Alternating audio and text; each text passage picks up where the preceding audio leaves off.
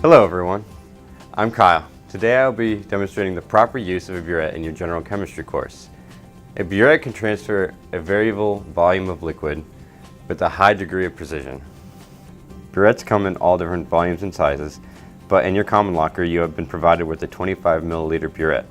This will be used for techniques such as titration and liquid measurement during the semester. When you first pull the burette out of your drawer, you must prepare the burette for the solution that the burette will be holding and transferring. To do this, you must first introduce the solution being used by pouring a bit of solution into your burette with the stopcock closed using a clean, dry funnel. Make sure it is clean.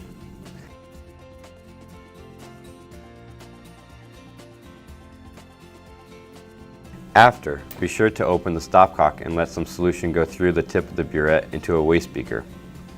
After, close the stopcock and then rotate your burette carefully to coat the graduated portion of the burette.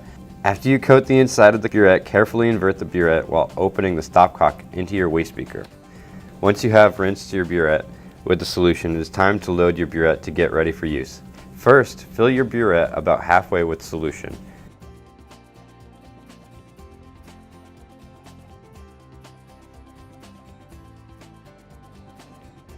After, open the stopcock to let a little solution pour out of the tip.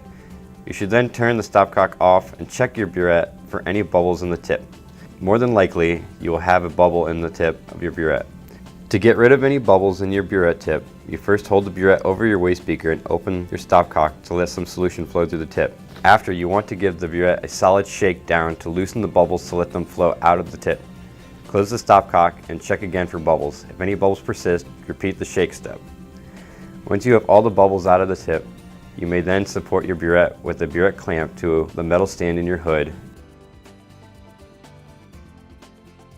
You may then fill your burette the rest of the way with solution and begin your liquid transfer.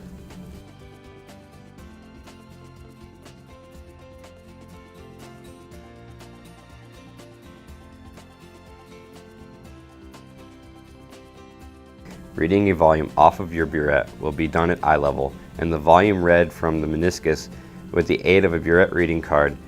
To use a burette reading card, put the meniscus between the thin and thick black lines, and the burette should magnify the card, giving you an easier contrast to read the meniscus from. Reading a burette is done on a backward scale where the scale will start from 0 and read up to 25 milliliters. When taking your first reading, you should always start between 0.00 and 1.00.